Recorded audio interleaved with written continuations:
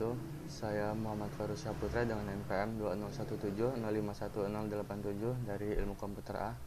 Pada video kali ini saya akan mereview dikit tentang materi matematika diskrit. Lalu di sini terdapat beberapa materi yang akan direview, yaitu yang pertama ada matriks, lalu yang kedua inverse matrix, metode Gauss-Jordan, lalu yang ketiga ada kompleksitas algoritma, dan yang terakhir ada graf. Yang pertama ada matriks. Matriks adalah susunan bilangan, simbol, atau ekspresi yang disusun dalam baris dan kolom dan diapit dengan tanda kurung atau kurung siku. Suatu matriks dinotasikan dengan huruf kapital. Matriks merupakan array dua dimensi. Sebuah matriks mempunyai ukuran yang disebut dengan ordo.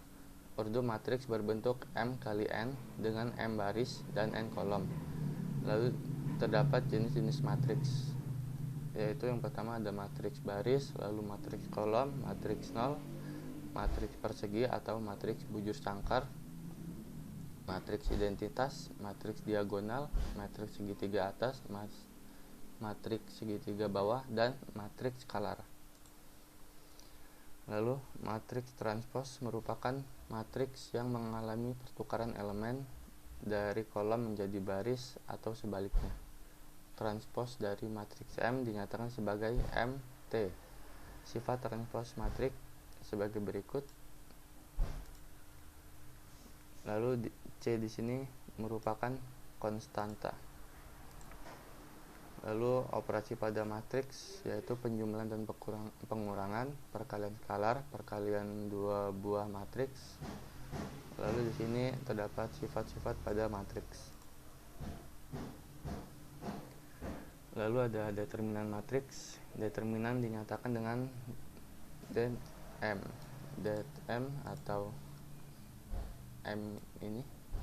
Determinan menyatakan volume dari suatu bentuk geometri dan memiliki informasi yang berkaitan dengan pengaruh transformasi linear terhadap daerah atau volume suatu objek. Ada beberapa cara mencari determinan suatu matriks, diantaranya metode Sarus dan metode minor kofaktor. Lalu di sini terdapat sifat determinan matriks. Yang pertama, bila satu baris atau kolom berunsur 0 semua, maka A sama dengan 0.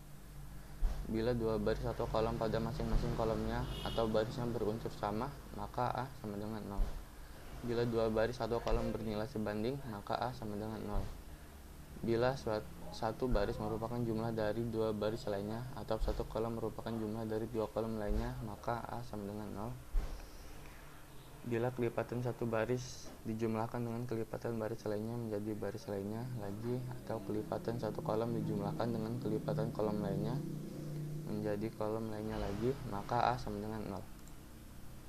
Lalu di sini terdapat cara mencari inverse matrix dengan metode Gauss-Jordan. Misalnya ini,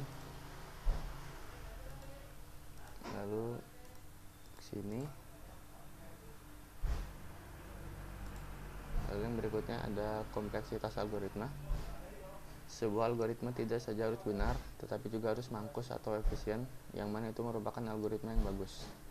Kemangkusan algoritma diukur dari waktu, eksekusi algoritma, dan kebutuhan ruang memori. Algoritma yang mangkus ialah algoritma yang meminimumkan kebutuhan waktu dan ruang. Kebutuhan waktu dan ruang suatu algoritma bergantung pada ukuran masukan N yang menyatakan jumlah data yang diproses.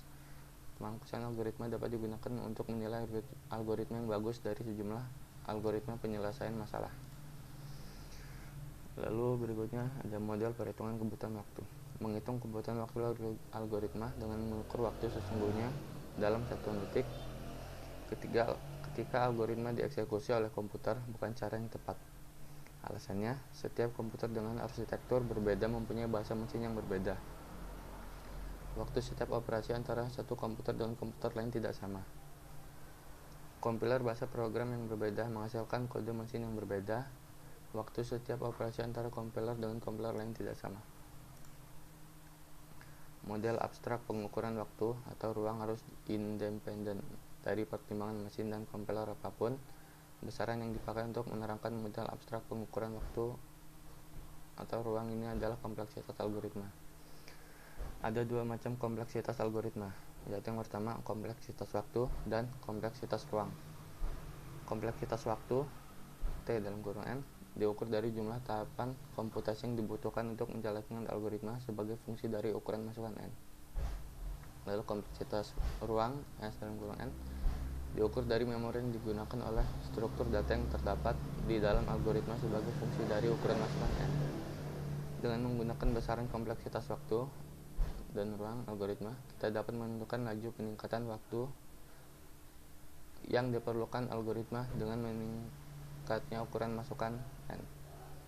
Lalu ada kompleksitas waktu, jumlah tahapan komputasi dihitung dari berapa kali suatu operasi dilaksanakan di dalam sebuah algoritma sebagai fungsi ukuran masukan N. Di dalam sebuah algoritma terdapat beberapa jenis operasi. Yang pertama ada operasi baca atau tulis, operasi aritmatika,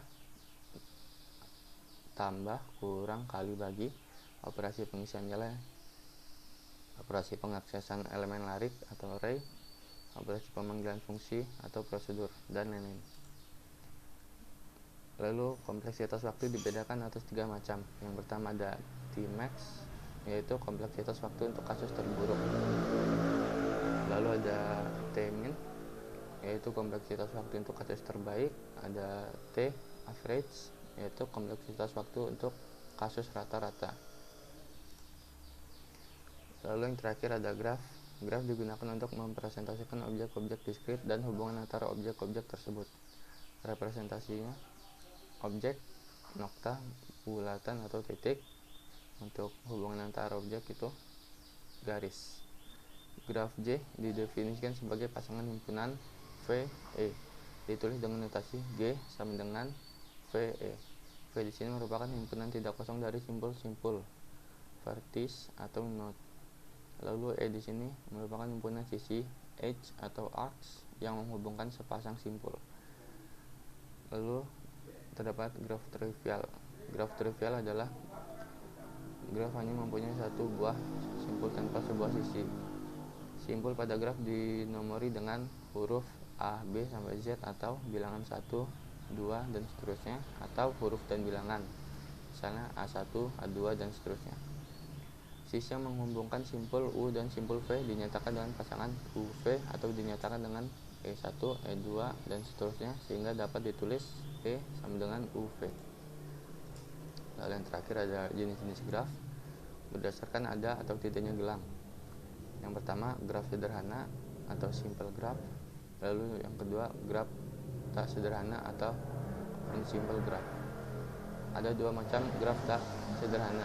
Pertama ada graf ganda atau multigraph. Lalu yang kedua ada graf semu atau pseudograph. Berdasarkan orientasi arah pada sisi, ada graf tak berarah atau undirected graph. Lalu yang kedua ada graf berarah atau directed graph atau digraph. Sekian penjelasan materi dari saya. Saya mohon maaf apabila ada kekurangan dalam hal penjelasan maupun materi. Saya akhiri. Wassalamualaikum warahmatullahi wabarakatuh.